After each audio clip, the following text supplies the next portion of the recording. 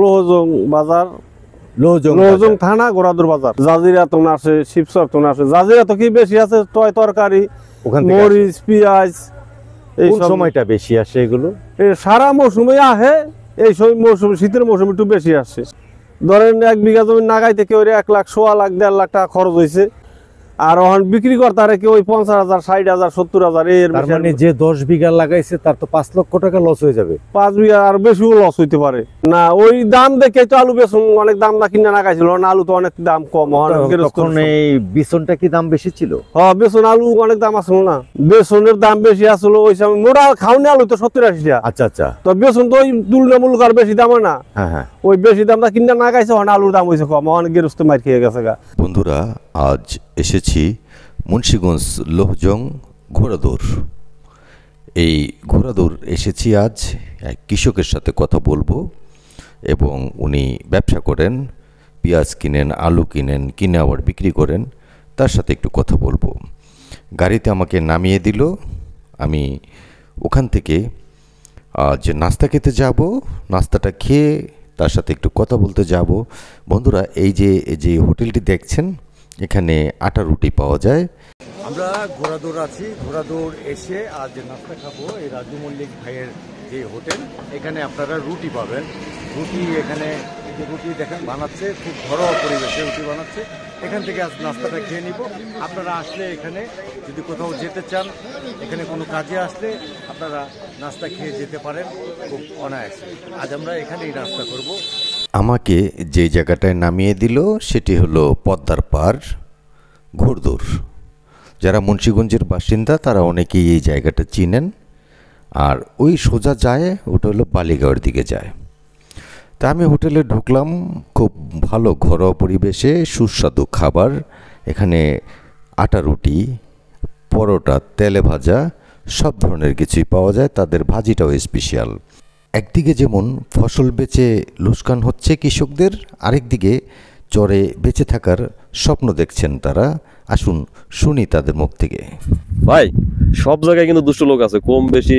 ধরেন সব শ্রেণী পেশার মধ্যে আছে, এখানেও আছে, আমার বাড়ির কাছেও আছে, আপনার বাড়ির কাছেও আছে। তো এই দুষ্ট লোকগুলোর থেকে বাঁচতে হলে এই এলাকায় যারা ভালো আছেন, মাতব্বর শ্রেণীর আছেন, যারা এখানে নেতৃত্ব দেন, আবার আমাদের সংগঠন থাকলে সব মিলে আমরা কিন্তু অনেক ভালো চলতে পারবো। একটা সুষ্ঠু বন্টনও হবে। তো এই চরে একটু বলি যে আমার এই পাশে একটু ধরেন, এই যে বিলাল ভাই, এই আমি যখন সেকেন্ড দিন আসছিলাম, বুঝছেন, বিলাল ভাই আর মনির ভাইয়ের সাথে আমার দেখা। তো বিলাল ভাই আর মনির ভাই কিন্তু দুইজনে কিন্তু এই উস্তাদ এসে শিষ্য।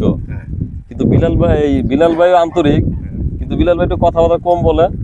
তো মনির ভাই যে আন্তরিকতা নিয়ে আমাদের সঙ্গে চলছে, কথা বলে, তো সেটার কারণে কিন্তু মনির ভাইয়ের সঙ্গে আমার চলাফেরা বেশি। কেন বেশি জানেন? এখানে তো অনেক লোক আসা যাওয়া করি আমরা, কিন্তু অনেকে অনেক কথা বলবে। কিন্তু আপনি যখন একটা মানুষকে সুন্দর করে ডাক দিবেন, এক কাপ চায়ের অফার করবেন, একটা মানুষকে একটু আপ্যায়নের চেষ্টা করবেন, ওইটা কিন্তু সবার ভিতরে থাকে না। এই তো শুনলাম চরের তাদের গল্প। তারা ওখানে বেঁচে থাকার জন্য এবং স্থায়ীভাবে থাকার জন্য বন্দোবস্ত করছে, কিভাবে থাকা যায়, ভালো থাকা যায়। আর এদিকে পেঁয়াজের দাম কমে গেছে, আলুর দাম কমে গেছে। সেই কথাই আজ শোনার চেষ্টা করব এক কৃষকের থেকে। আপনারা শুনতে থাকুন আমার পাশে। আসসালামু আলাইকুম ভাই। ওয়ালাইকুম আসসালাম। ভালো আছেন? হ্যাঁ, ভালো আছি। আচ্ছা ভাই, আমরা যেখানে এখন আছি বর্তমানে, এই জায়গাটার নাম কি? এটা লোহজং বাজার, লোহজং থানা, গোরাদুর বাজার। ঘোড়াদৌড় বাজার। এখানে তো এই শিবচর বিভিন্ন জায়গার থেকে অনেক কাঁচামাল আসে। হ্যাঁ, ওই জাজিরা তো আসে, শিবচর তো আসে। জাজিরা তো কি বেশি আছে, তরকারি, মরিচ, পেঁয়াজ। এই সময়টা বেশি আসে এগুলো? সারা মৌসুমে আহে, এই মৌসুম শীতের মৌসুমে একটু বেশি আসে। শীতের মৌসুমে বেশি আসে। এবার তরি তরকারির দামটা কেমন পাচ্ছে কৃষক? তরি তরকারির তেরো দাম না, তরি তরকারি মোটামুটি যা আছে এতে কোনো রকম চলতে পারে। পেঁয়াজ, মরিচ, এই সকল জিনিস, আলু, পেঁয়াজের দামটা এবার কেমন পাচ্ছে? ধরেন 1 বিঘা জমি নাগাইতে কেউ 1 লাখ, 1.25 লাখ, 1.5 লাখ টাকা খরচ হয়েছে। 1-1.5 লাখ টাকা খরচ হয়েছে বিঘা প্রতি? হ্যাঁ, বিঘা প্রতি। আচ্ছা আচ্ছা। আর ওখান বিক্রি করতে কেউ 50,000, 60,000, 70,000। এর মানে যে 10 বিঘা লাগাইছে তার তো 5 লক্ষ টাকা লস হয়ে যাবে। 5 বিঘা আর বেশিও লস হইতে পারে। তাই? এইভাবে তো কৃষক মারা যাবে। না, কৃষকের সমস্যাই তরকারি ব্যাকি এই আলু আলু এবার কেমন যাবে? আলু তো অনেক লস হবে। এক বাক্স আলু 40,000 টাকা পর্যন্ত কিনা নাগাইছে বাক্সের আলু আচ্ছা, বেসন আচ্ছা, রাখতে নিয়ে। আচ্ছা। ওখান আলু বিহায় 6টা-7টা। আচ্ছা, এই চরে কি আলুর আবাদ করছে? চরো আলু করে। চরে এখানে আপনার এই যে মালিরঙ্ক এখানকার উনি নাকি চরে বিশাল আকারের আলুর জমিন করছে। এখানে করে অনেক লোকে বহু আলু নাগায় চরে আলু, কিন্তু এবার আলুর দামটা পাবে? আলু ওখান সামনে কি পায় না পায় এটা তার আমরা বলতে পারি না। এখন তো দাম কম। কেজি আলু খাইছে সবাই, এখন তো বোধহয় আর সেই সিজন নাই না। ওই দাম দেখে তো আলু বেসন অনেক দাম না কিনা নাগাইছিল, আলু তো অনেক দাম কম। তখন এই বিছনটা কি দাম বেশি ছিল? হ্যাঁ, বেসন আলু অনেক দাম আসল না। এর জন্য কি আলুর দামটা বেশি পড়ে গেছে লাগাইতে? বেসনের দাম বেশি আসলো ওই সময়। মোটা খাওনি আলু তো 70-80 টাকা। আচ্ছা আচ্ছা। তো বেসন তো ওই তুলনামূলক আর বেশি দাম হয় না। হ্যাঁ হ্যাঁ। ওই বেশি দামটা কিনা না গাইছে, আলুর দাম হয়েছে কম। অনেক গেরস্ত মার খেয়ে গেছে গা। আচ্ছা আচ্ছা। ওই আলু না গাইলে অনেক খরচ আছে। প্রতি সপ্তাহে 3 দিন ওষুধ দিতে হয়। প্রতি সপ্তাহে 3 দিন? 3 দিন ওষুধ দিতে হয়, না আলু গাছ মরিয়া যাবো, আলু হইব না। মানে মরে যাবে কেন? ওই পোকা মোকড়া ধরিয়া নষ্ট করে। আচ্ছা আচ্ছা, এই জন্য 3 দিন পর পর ওষুধ দিতে হয়? হ্যাঁ, 3 দিন পর পর খরচ আছে, অনেক খরচ আছে। আর এই খরচের হওয়ার পরে যদি কৃষক টাকা না পায়, তখন তো আলুতে লস হইলে বিশাল আকারের লস। বিশাল আকারের লস হয়।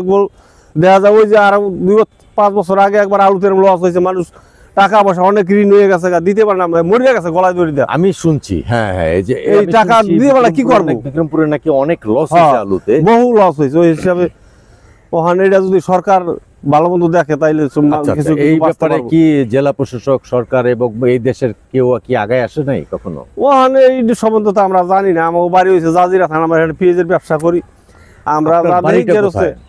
আমাদের বাড়ি হচ্ছে জাজিরা থানা। জাজিরা তার মানে শরীয়তপুর জাজিরা? শরীয়তপুর জাজিরা মাঝিরঘাটের বগুল। মাঝিরঘাট, যাকে হচ্ছে মাঝিরঘাট আছেন। আমি ওদিকে গেছিলাম, মঙ্গল মাঝির ঘাট। মঙ্গল মাঝির যে ছেলে তার ওখানে গেছিলাম। আপনারা ওখানেই বাড়ি নাকি?